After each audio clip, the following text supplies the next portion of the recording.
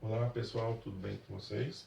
Vamos dar sequência agora no conteúdo que vai ser cobrado no segundo bimestre, na parte de termodinâmica. Anteriormente nós começamos a falar sobre os gases, as leis dos gases, foi a lei geral dos gases e as transformações isotérmica, isobárica, isovolumétrica e a equação de Capleron. Agora nós vamos dar sequência. Em alguns exercícios nós vamos precisar novamente fazer uso das leis lá dos gases. O que nós vamos falar agora é sobre o trabalho de uma força realizada aqui em uma transformação gasosa. Esse trabalho que nós vamos considerar aqui vai ser em uma transformação gasosa cuja a pressão vai ser mantida constante. Para isso vamos considerar aqui uma seringa, onde nós temos um êmbolo, a pontinha dessa seringa está lacrada ou isolada aqui, vedada, para que esse gás não fuja, e nós vamos usar, por exemplo, uma velinha, um bico de Bunsen que vai fornecer calor para esse gás.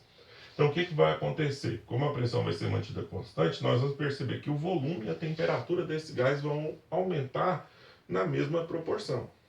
Eles variam proporcionalmente. Então, o que nós vamos perceber é que esse gás vai empurrar o êmbolo dessa seringa, promovendo um deslocamento deste gás. Lá no ano passado, vocês viram que o trabalho realizado por uma força sobre um corpo era a força vezes o deslocamento sofrido por esse corpo, vezes o cosseno que tinha entre o ângulo e entre o ângulo que a força fazia o deslocamento que essa força tinha. Então, observe que lá, no ano passado, nós tínhamos isso aqui, nós tínhamos a forcinha aplicada e ele sofria um dado deslocamento. Então o trabalho era força vezes deslocamento vezes cosseno do ângulo. Certinho? Então nessa situação, a força está na mesma direção do deslocamento do ângulo. Então o ângulo, se for uma expansão, o ângulo vai ser zero. Se for o contrário, nós vamos ver que o deslocamento vai estar contrário à força que o gás faz sobre o ângulo, vai ser 180. Então, no primeiro caso, o cosseno é 1. Então não vai precisar dessa parte. Então o trabalho vai ser força vezes deslocamento. Outra relação que nós temos também do ano passado é que a pressão aplicada aqui sobre esse êmbolo vai ser igual a força dividido pela área de contato dessa força. Então, isolando a força, fica pressão vezes área. Pegando essa força substituindo, então, pressão vezes a área vezes o deslocamento. Observem comigo que o deslocamento corresponde justamente à altura da coluna de gás deslocada dentro desse cilindro da seringa aqui. Então, área vezes essa altura de coluna de líquido deslocado corresponde justamente à variação do volume sofrido pelo gás.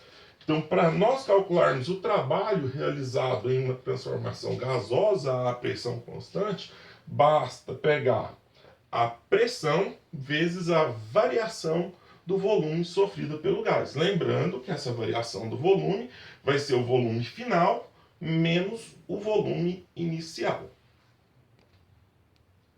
Pessoalzinho, então aqui para dar sequência nessa equaçãozinha que nós vimos ali agora, que eu acabei de demonstrar para vocês. Então, só relembrando, o trabalho é uma forma de energia, então a unidade do trabalho no SI vai ser Joule. Pressão, nós já vimos lá nas aulas anteriores, que a unidade do SI é Newton por metro quadrado, nós renomeamos como sendo Pascal. E o volume tem que estar em metros cúbicos. Então, quando necessário, nós vamos ter que fazer as conversões das unidades para substituir ali. Dessa expressão, nós temos 3 observações a fazer. Primeira, se a variação do volume for positiva, ou seja, se o volume final for maior que o volume inicial, o que vai ocorrer? O gás ele vai sofrer uma expansão. Então, nós vamos encontrar um valor do trabalho maior que zero ou positivo. Nessa situação, nós dizemos que o gás fornece energia para o meio externo, ou ele realiza trabalho sobre o meio externo. Na segunda consideração, se a variação do volume for negativa, ou seja, se o volume final for menor que o volume inicial. Nessa situação, o gás sofre uma compressão, ou seja, o trabalho vai ser menor que zero ou negativo. Nós dizemos então que o gás recebeu energia do meio externo, ou o meio realizou o trabalho sobre o gás. Mais adiante, isso aqui vai ser muito importante para a gente estudar as máquinas térmicas, que vai ser o fruto do nosso estudo mais adiante no ciclo de Carnot. E o mais importante, ou o principal deles, não menos importante, né? Se a variação do volume for zero. O que quer dizer isso? Que o gás ele não troca energia com o meio na forma de trabalho, ou seja, ele nem realiza trabalho sobre o meio e nem sofre trabalho realizado pelo meio. Quer dizer que ele não vai trocar energia com o meio? Eu não disse isso, cuidado.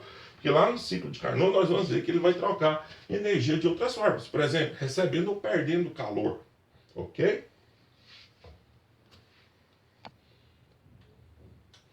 Dando sequência aqui, então, pessoal, nós vamos trabalhar um pouquinho a propriedade do gráfico da pressão em função do volume desse gás. Então, nessa situação que nós trabalhamos até agora, nós consideramos que a pressão é constante.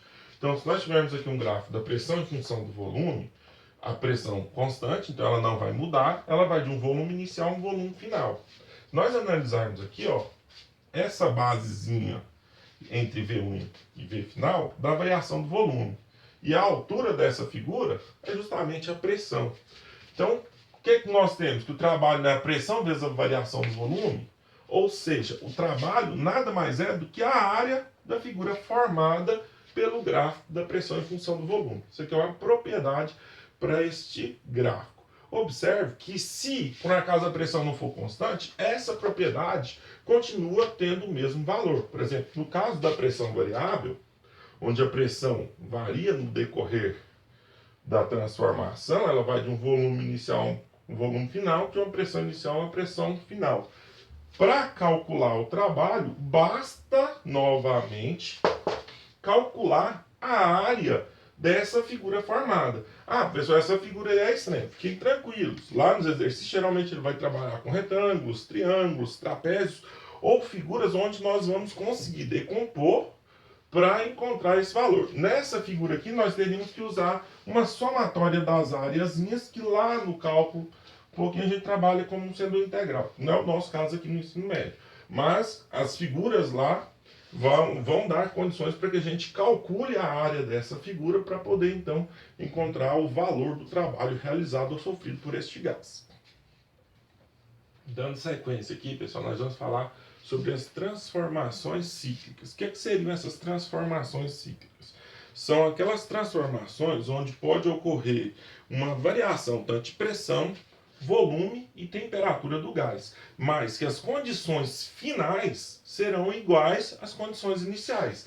Aqui no caso, no gráfico nosso da pressão em função do volume, vamos supor que ele começou aqui no ponto A. Ele vai para o ponto B, aumentando a pressão a volume constante, depois de B para C, aumentando o volume, sofrendo uma expansão à pressão constante, depois ele sofre uma redução na pressão a volume constante e novamente de D para A, sofrendo uma compressão à pressão constante. Então aqui nós temos transformações isobáricas de pressão constante e isovolumétricas de volume constante. Fazendo a análise desse gráfico, por exemplo, de A até B, qual foi o trabalho sofrido ou realizado pelo gás? Houve variação de volume? Se não houve variação de volume, trabalho na pressão vezes a variação do volume, continua sendo a mesma expressão. Pressão vezes variação do volume. Se a variação do volume é zero, indica que o trabalho realizado ou sofrido pelo gás também foi zero. Na sequência, de B para C, ele sofreu uma expansão, o volume aumentou. Então esse trabalho é maior que zero. Nós dizemos então que o gás realiza trabalho sobre o meio. De C para D, não houve novamente variação de volume. O trabalho voltou a ser zero.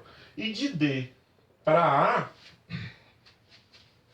ele sofreu uma compressão, houve uma variação de volume negativa.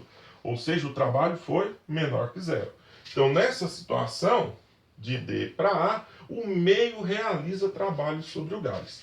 Olha que legal. Se nós formos analisar o trabalho nesse ciclo vai ser justamente o trabalho dessa figura formada. Por quê?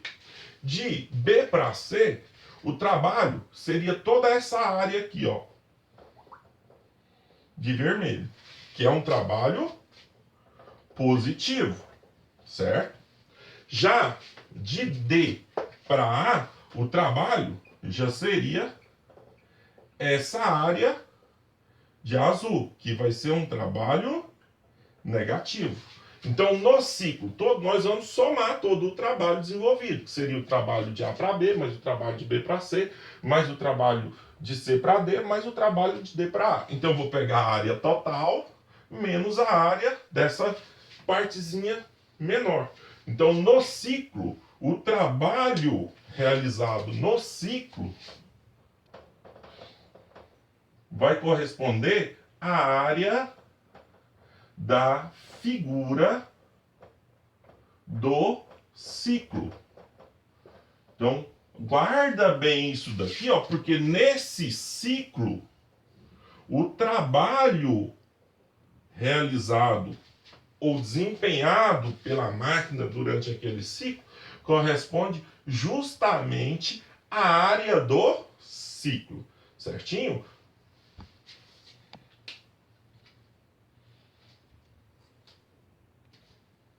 Pessoal, ainda falando nas transformações cíclicas, só para fechar aqui, então o trabalho no ciclo é a área da figura que forma o ciclo, certo? Aqui tem um macetezinho para a gente sempre se dar bem lá no exercício. Observe que tem alguns ciclos que vão no sentido horário e outros que vão no sentido anti-horário. Por exemplo, pode dar um triângulo, pode dar um retângulo, pode dar um trapézio. Para calcular a área, é aquelas mesmas formas que nós vimos lá na geometria. Triângulo, base vezes altura dividido por 2. Retângulo, base vezes altura.